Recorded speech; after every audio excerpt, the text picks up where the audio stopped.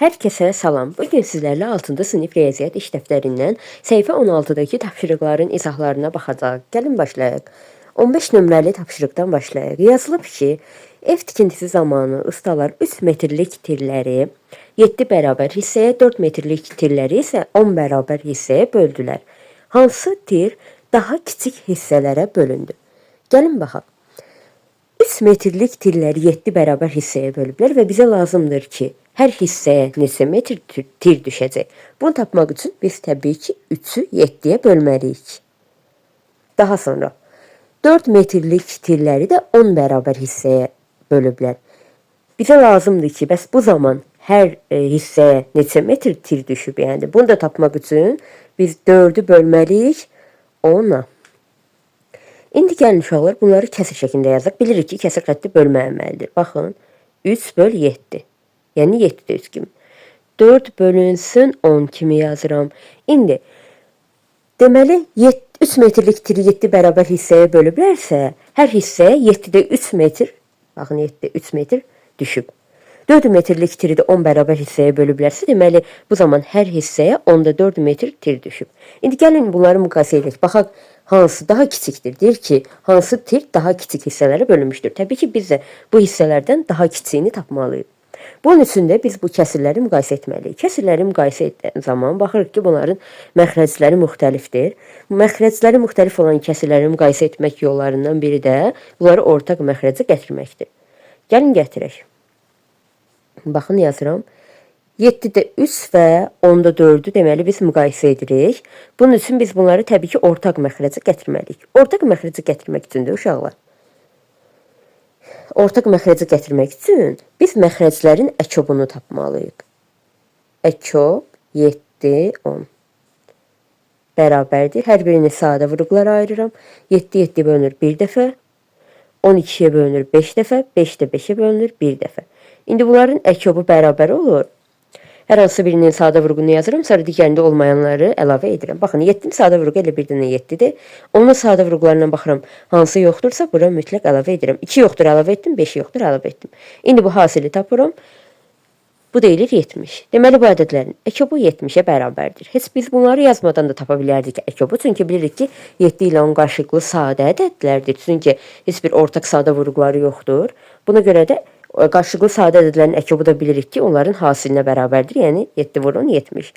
Tapdıq ki, bunların əkobu 70-dir. Yəni bunlar üçün ortaq məxrəci 70-dir. Hər bir kəsiri məxrəci 70 olan kəsir şəklində yazıram. Baxın 70 70. İndi düşünürəm ki, birinci kəsirin məxrəci 7 idi, indi olub 70. Deməli, məxrəci 7-ni yəni ona vurmuşuq ki, 70 almışıq. Deməli, məxrəci nəyə vurdumsa, sürəti də mütləq həmin ədədə vurmalıyam da. Çünki kəsirin əsas xassəsidir. Sürət və məxrəci eyni bir ədədə vurduqda və ya böldükdə kəsirin qiyməti dəyişmir. Ona görə məxrəci, yəni 7-ni ona vurmuşamsa, sürəti də mütləq ona vurmalıyam. 3-ü də ona vuranda alınır 30.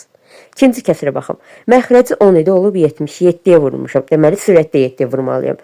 4 vurur 7 elədi 28. Və beləliklə məxrəcləri bərabər olan kəsirlər aldıq. Bilirik ki, məxrəcləri bərabər olan kəsirlərdən sürəti böyük olan kəsir böyükdür, kiçik olan kəsir kiçikdir. Deməli, 30 28-dən böyük olduğu üçün 70-də 30 da 70-də 28-dən böyük olur. Yəni, birinci kəsir ikincidən böyük olur. 7-də 3, 10-da 4-dən böyük olur. İndi burada kiçik hissə hansı hissə olur uşaqlar? 10-da 4. Yəni, 4 metrlik tiri 10 bərabər hissəyə bölsək, bu daha kiçik. Burada daha kiçik hissə almış olarıq. Yəni, cavab budur. Yəni, ikinci tirdə 4 metrlik tir. Sonra keçək 16 nömrəli tapşırığımıza baxaq. 16 nömrəli məsələni oxuram. Bir dəqiqə. 16 nömrəli məsələdə baxaq nə yazılıb. Yazılıb ki, müəllim 6-cı sinif şagirdlərini layihənin icrası üçün qruplara bölmək istədi. Bütün şagirdləri 3 nəfərlik və 4 nəfərlik qruplara bölmək olar. Şagirdlərin sayı 20-dən çox 30-dan az olarsa sinifdə neçə şagird var? Deməli, sinifdə neçə şagird olduğunu bilmirik. Sadəcə bildiyimiz odur ki, müəllim bunları 3 nəfərlik və 4 nəfərlik qruplara bölür və qruplara bölmək olur da. Yəni, heç bir şagird nə artıq qalmır, nə əksik olmur. Yəni, tamı-tamına şagird sayı nə qədərdirsə, müəllim bunları həm 4-4 qruplaşdıra bilir, həm 3-3 qruplaşdıra bilir. Yəni, buradan düşünməliyik ki, biz bu ədəd elə bir ədəddir ki, həmin ədəd həm 4-ə, həm 3-ə tam bölünür ki, Biz həmin sayda olan şagirdləri, yəni həm 4-4, həm də 3-3 qruplara ayıra bilirik. Deməli, şagird sayı həm 3-ə, həm də 4-ə bölünən bir ədəddir. Bizdən soruşur ki, şagird sayı 20-dən çox 30-dan az olarsa, düşünməliyik ki, 20-dən çox 30-dan az həm 3-ə, həm 4-ə bölünən ədəd hansıdır? Deməli, şagird sayı da o qədərdir. Baxaq, bir-bir yoxlayıq. 21 3-ə bölünür, amma 4-ə bölünmür. 22 3-ə də bölünmür, 4-ə də bölünmür. 23 3-ə də bölünmür, 4-ə də bölünmür. Amma 24 həm 3-ə bölünür, həm 4-ə tam bölünür.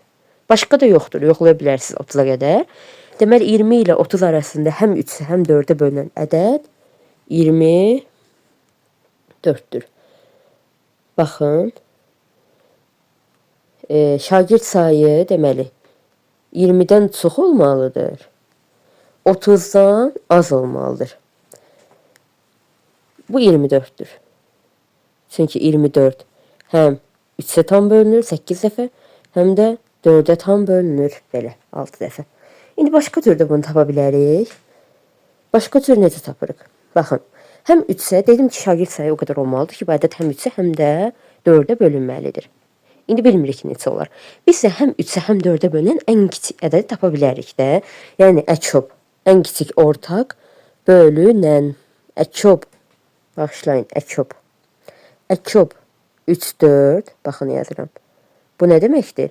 Həm 3-ə, həm 4-ə bölünən ən kiçik ortaq bölünən, yəni 3 ilə 4-ün ən kiçik ortaq bölünəni, yəni əkyob. Hər ikisinə bölünən ən kiçik ədəd deməkdir. Qarşılıqlı sadə ədəd olduğu üçün bunların əkyobu elə şifahi şəkildə tapa bilirəm ki, hasilına bərabərdir, yəni 12-yə bərabərdir. Bildim ki, həm 3-ə, həm 4-ə bölünən ən kiçik ədəd 12-dir. İndi bunu 12 artırırım. 12 üstünə 12 gəlirəm. 12 üstə gəl 12. Elədi 24. 24 ədədi də həm 3-ə, həm də 4-ə bölünür. Daha sonra bir də 12 və ayda artırsaq, alanlar neçə? 36. 36 da həm 3-ə, həm 4-ə bölünür. Bir də artırsaq, həm 3-ə, həm 4-ə bütün ədədlər, yəni bunu 12 artırsaq, nə qədər ədəd alsaq, hamısı həm 3-ə, həm də 4-ə tam bölünəcək. Amma bizə deyir ki, şagird sayı 20 ilə 30 arasında olmalıdır. Deməli, bunların hansı 20 ilə 30 arasındadır? 24. Cavabımız 24-dür. Həm 3-ə bölünür, həm 4-ə bölünür, həm də 20 ilə 30 arasında yerləşir. Belə. Daha sonra keçək 17 nömrəli məsələmizə baxaq. Yazılıb ki, yürüşə hazırlaşan gənc ləpirçilər dəstəsi üçün bir dəfəlik boşqab, stəkan və çəngəl aldılar. Boşqablar hər birində 20 ədəd, stəkanlar hər birində 30 ədəd, çəngəllər isə hər birində 40 ədəd olan qutularda satılır. Hər uşaq bir boşqab, bir stəkan, bir çəngəl, hər uşağa bir boşqab, bir stəkan, bir çəngəl paylandı və qab-qacağın heç birindən artıq qalmadı. Gənc ləpirçilər dəstəsinin ən azı neçə üzvü var? Deməli, gənc ləpirçilər dəstəsi üçün bir dəfəlik boşqab, stəkan və çəngəl alıblar. Qutu alıblar da, elə düşünün. Neçə qutu alıblarsa, hərəsindən neçə qutu alıblar, bilmirik bunu. Bir də bilirik ki, hər qutuda çəngəllərin sayı, boşqabların sayı 20-dir, stəkanların sayı 30-dur, çəngəllərin sayı da 40-dır. Hər qutudan neçəsini alıblar, bilmirik. Hər qutudan o qədər sayda alıblar ki, elə eləyiblər ki, ümumilikdə çəngəl, boşqab, bir də stəkan sayı bərabər olub, elə düşünün. Həm çəngəl, həm boşqab, həm stəkan sayı bərabər olub. Bərabər olub ki, baxın orada yazılıb ki, hər bir şagirdə bir dənə, bir stəkan, bir çəngəl, bir boşqab düşüb. Hər bir şagirdə bir dənə düşübsə və deyir ki, heç biri artıq qalmayıb da. Yəni, hər kəsə bir dənə düşüb, bu qədər də bəs eləyib. Deməli, hər bir şagirdə bir dənə düşübsə, deməli bunların sayı bərabər olub. Boşqab, çəngəl və stəkanların sayı bərabər olub. Yəni biz elə bir ədəd düşünməliyik ki, bu ədəd həm 20-yə, həm 30-a, həm də 40-a bölünsün. Və bizə ən azı dediyi üçün həm 20-yə, həm 30-a, həm 40-a bölünən ən kiçik ədədi seçməliyik. Deməli, həmin ədədi tapandan sonra düşünərik ki, tutaq ki, bu qədər həm boşqab, həm çəngəl, həm də stəkan var. Eyni sayda olduqda da deyərik ki, hər bir şagirdə bir dənə düşəcək. Yəni, həm 20-yə, həm 30-a, həm 40-a bölünən ən kiçik ədəd, yəni bunların əkyobu, ən kiçik ortaq bölünən əkyob. Əkyob 20, 30, 40. 30, 40. Gəlin bunu tapaq. Tapmaq üçün bu ədədləri nə edirik? Sadə vurğulara ayırırıq. Baxın. 20-ni sadə vurğulara ayırıram. 22-yə bölünür 10 dəfə, 12-yə bölünür 5 dəfə, 5 də 5-ə bölünür 1 dəfə. 30-u sadə vurğulara ayırıram. 32-yə bölünür 15 dəfə, 15 3-ə bölünür 5 dəfə, 5 də 5-ə bölünür 1 dəfə. Gəlin 40-ı da sadə vurğulara ayıraq. 42-yə bölünür 20 dəfə, 22-yə bölünür 10 dəfə, 12-yə bölünür 5 dəfə, 5 də 5-ə bölünür 1 dəfə. Bərabərdir. Uşaqlar, bu 3 dənə ədədin əkobunu tapan zaman ümumiyyətlə elə eləyə bilərsiniz ki, birinci 20 ilə 30-un əkobunu tapın. Sonra aldığınız cavab ilə, yəni 20-30-un əkobu ilə 40-ın əkobunu tapın. Belə də eləmək olar. Üçünü də bir dəfəmlik etmək olar. Gəlin baxaq üçünü bir dəfəmlik necə əkobunu tapırıq. Hər hansı birini, gəlin birinci ilə başlayaq. Birincini sadə vurğuların asilini yazaq. 20-nin sadə vurğuların asilini 2 vur 2 vur 5. Sonra keçirəm 30-u. 30-un sadə vurğularının hansı yoxdursa əlavə edirəm. Baxın, 2 var, əlavə etmirəm. 3 yoxdur, əlavə edirəm. 5 var, əlavə etmirəm. 40-ın sadə vurğularından 2 var, əlavə etmirəm. 3-cü 2-ni mütləq əlavə etməliyəm. 5 yox, 5 var, əlavə etmirəm. İndi bu hasili tapıram. 2 vur 2 4, 4 dəfə 5 20, 20-ni 3-ə vuranda 60, 60-ı da 2-yə vuranda alınır 120. Deməli bu ədədlərin əkobu nəyə bərabərdir? 120-yə bərabərdir. Yəni, həm 20-yə, həm 30-a, həm 40-a bölünən ən kiçik ədədi tapdıq ki, 120-dir. Deməli, burada uşaqlar, 120-dən, bu dəstənin 120 üzvü var. Ən azı, yəni 120 üzvü ola bilər ki, dəstənin. Bu zaman hər bir şagirdə bir dənə çəngəl, bir dənə boşqab, bir dənə də stəkan düşəcək. O da necə olacaq? Düşünün ki, deməli, qutu ilə boşqab alırlar. Hər qutuda da 20 dənə boşqab var. Deməli, ümumilikdə 120 boşqab alıblar. Ümumilikdə 120 boşqab. Baxın, boşqabları yazıram, bu hərfi yazıram. 120 boşqabdır ümumilikdə. Qutu alıblar. Hər qutuda da 20 dənə boşqab olub. Deməli, neçə qutu boşqab alıblar? Bu qutudan neçə dənə alıblar? Bunu tapmaq üçün biz ümumi boşqabların sayını hər qutuda olan boşqabların sayına bölərik. Yəni 120-ni bölərik 20-yə, alınır burada 6. Deməli 6 qutu boşqab olur. Boşqab. Sonra keçək. Yenə də 120 qutu, hərəsindən 120 qutu yox, bağışlayın, 120 dənə. Hərəsindən 120 dənə alıblar. Yenə də 120 dənə stəkan alıblar. Baxın, yazıram sizə. 120 dənə stəkan. Amma tapaq ki, neçə qutu stəkan alıblar. Ümumilikdə 120 stəkandır. 120 stəkan. Və hər qutuda neçə stəkan var uşaqlar? Hər qutuda 30 ədəd stəkan var. 120-ni 30-a bölsəm, taparam ki, neçə qutu 30 dənəlik stəkan alıb. 30-30-dur. 120-ni 30-a böləndə qalır 4. Deməli, 4 qutu alıb. 4 qutu 30 dənəlik stəkan. Daha sonra, yenə də hamısından dediyim kimi bərabər saydadır da. Bir dənə düşüb, bax, hamısına eyni sayda düşüb, bərabər saydadır. Deməli, keçdik çəngələ. 120 dənə çəngəldir. Ümumilikdə 120 dənədir. Qutu satılır burada. Hər qutuda da neçə çəngəl var? 40 ədəd çəngəl var. 120-ni də 40-a bölsəm alıram 3. Deməli 3 qutuda 40 dənəlik çəngəl alıb. Çəngəl. Beləliklə biz artıq ikinci sualın cavabını tapdıq. Deyir ki, hansı qab-qacıqdan neçə qutu alındı? Deməli tapdıq ki, 6 qutu boşqab, 4 qutu stəkan, 3 qutuda çəngəl alınıb. Belə. Keçək sonuncu tapşırığımıza, 18 nömrəli tapşırığımıza baxaq. Yazılıb ki, Anar bütün karandaşlarını hər birindən 5 ədəd olmaqla qutulara yığanda 3 karandaş, hər birində 7 ədəd olmaqla qutulara yığanda isə 5 dənə karandaş artıq qalır. Anarın neçə karandaşı var? O karandaşların qutularına hər birində 11 ədəd olmaqla yığarsa neçəsi artıq qalır? Uşaqlar, mən bu sualın şərti ilə tam da razı deyiləm. Necə? Yəni burada yazılıb ki, Anarın neçə karandaşı var? Anarın məncə burada neçə karandaşı var yox, ən azı neçə karandaşı var soruşulmalı idi bizdən. Çünki bu şərtləri ödəyən müxtəlif ədədlər var. Yəni biz burada çoxlu cavablar tapa bilərik.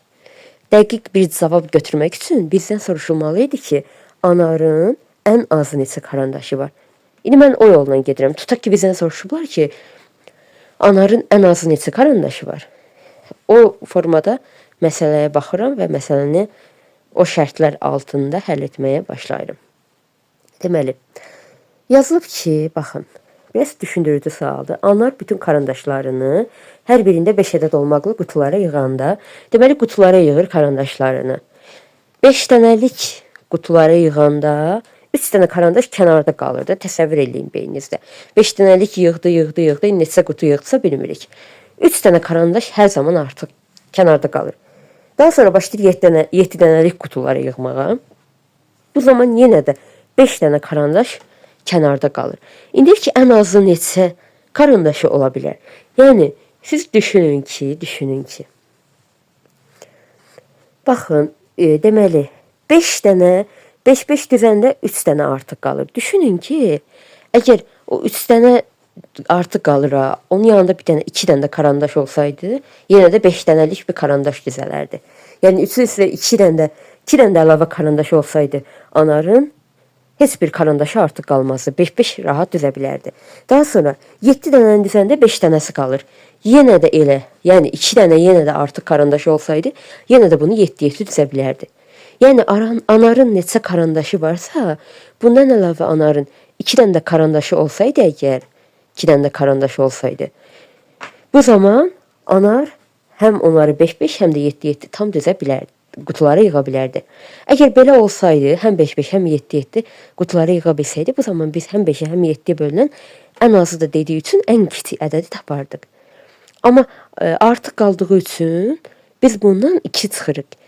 7 ilə 5-in əkobundan 2 çıxıram. Çünki həmişə bizə 2 dənəsi lazım olub axı, amma olmayıb. 2 çıxıram və onu tapmış oluram. Baxın, indi yazıram əkob 7, 5. Bu ədədlərin əkobu uşaqlar 35 eləyir. 35. Çünki bunlar qarşılıqlı sadə ədədlərdir. Qarşılıqlı sadə ədədlərin əkobu onların hasilinə bərabərdir. Yəni 35 dənə əgər anarın karandaşı olsaydı, anar onu həm 5-5, həm də 7-7 tam düzə bilərdi. Amma həmişə 2 dənə karandaşı çatmayıb. Yəni 35-ə çatmaq üçün 2 dənə karandaşı olmayıb anarın. Deməli 35 yox. 35 çıx 2 sayda karandaşı olub anarın. 33. İndi gəlin yoxlayaq, baxın. 33'ü baxın 5'ə bölək. 5'ə bölək. Baxaq neçə qutu olur. Deməli 6 dəfə bölünür. Qalıq neçə qalır? Qalıq 3 qalır. Daha sonra 33'ü bölək 7'yə. Deməli 4 dəfə bölünür. Qalıqda 5 qalır. Gördüyünüz kimi, həqiqətən də, yəni 33 dənə karandaşını 5-5 qutulara yığsa, 6 dənə qutu yığacaq, amma 3 dənə karandaşı yenə də kənarda qalacaq. 33 dənə karandaş var, 7-7 yığsa, yenə də 5 dənə karandaşı artıq qalar. Deməli, anarın neçəsinin ən azı neçə karandaşı var olmalıydı? Deyərik ki, 33 dənə, ən azı 33 dənə karandaşı var. Sonra deyir ki, anar o karandaşlarını qutulara hər birində 11 ədəd olmaqla yığarsa neçəsi artıq qalar? Baxın, deməli 33 karandaşı var. Hər birində 11 dənə olmaqla, 11 ədəd olmaqla qutulara yığır. Burada neçə karandaş artıq qalır? Baxın, 11-11 yığır. 33 dənəni 11-11 yığır. 33-ü bölürük 11-ə, alınır 3. Deməli 3 qutu karandaş düzəldə bilər. Hər qutuda da 11 dənə karandaş olar. Heç bir karandaş artıq qalmaz. Neçə karandaş artıq qalır? 0. Belə. Deməli, səhifə 16-nın sonuna gəldik. Uşaqlar, kanala abunə olub videoları bəyənməyi unutmayın. Sağ olun.